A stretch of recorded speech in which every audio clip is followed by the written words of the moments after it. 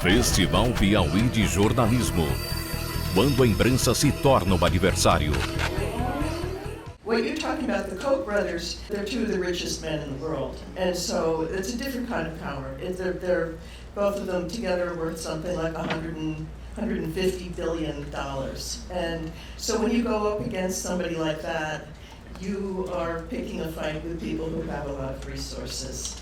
And among their resources was that they have a long history of hiring private investigators, which they did do to me, to look into, they were looking for dirt on my life.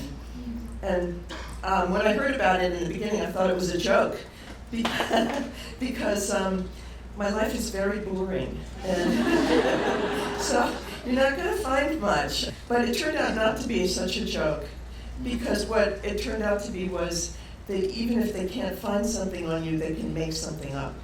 And I was faced with a situation where I was about to be framed as a plagiarist. And luckily, I called up the writers of the pieces I was supposed to have plagiarized from, and they all took my side, and they put out statements saying it wasn't true, and the whole thing went away. It boomeranged against them, but it could have been horrible.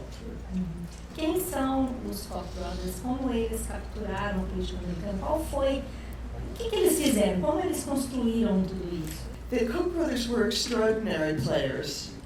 They were so rich and so ideologically zealous that for 40 years they tried to build up an alternative to the government and to the sort of established opinion. They decided to wage a war of ideas. They first tried to run their own candidates. The candidates didn't do well because their ideology was not popular. It was so far right, it almost fell off a cliff. So most people, or many people, would have given up right there, but they didn't. Instead, what they tried to do was to finance a network of institutions that would wage a battle of ideas and bring the whole American public opinion their way. So they have a meeting twice a year that's a gathering of billionaires and multi-millionaires in America, and they get together and they get all the other ones to put the money in the pot, and then they decide where it's going to be spent. And so that in 2016, they had a pot that was going to be $889 million. That was more than either the Democratic or the Republican Party had spent in the previous presidential election. Just a gigantic amount of money. But they kind of got outplayed because there was only one Republican candidate they didn't like. And they waited to see who the nominee would be, and it was that candidate, and it was Donald Trump. And so they took most of that money and put it behind senators and congressmen, and even down to, practically local dog catchers. I mean, it was, they poured the money into all the other races. And then what happened was they infiltrated a lot of the transition. When Trump came in, he really didn't know anything about government. And so their people were all around him, including Mike Pence, the vice president, has been very close with the Koch brothers for years. They financed a lot of his campaigns. And he ran the transition. And lo and behold, their people became in charge of environmental policy, tax policy, all the areas that matter to them. So they didn't like the candidate, but they loved the government.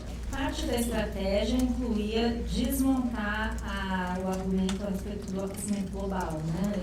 Eles botaram muito dinheiro em disseminar informação falsa sobre as mudanças climáticas. Absolutely. And this is where it really becomes corrupt and where it really makes a tremendous difference. And I'm glad you asked about that. So the Kochs made their fortune in oil. They have pipelines, and they have coal mines and gas. And so fossil fuels are their mother's milk. And if America or the world moves to alternative energy, their fortune is threatened. So for years now, they've been pouring an incredible amount of money into climate denial.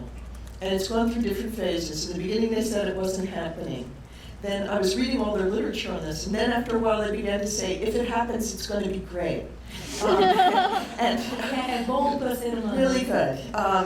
But the thing is, what they've managed to do is completely confused the public for many years. I think that if you look at polls, the public is catching on in America finally.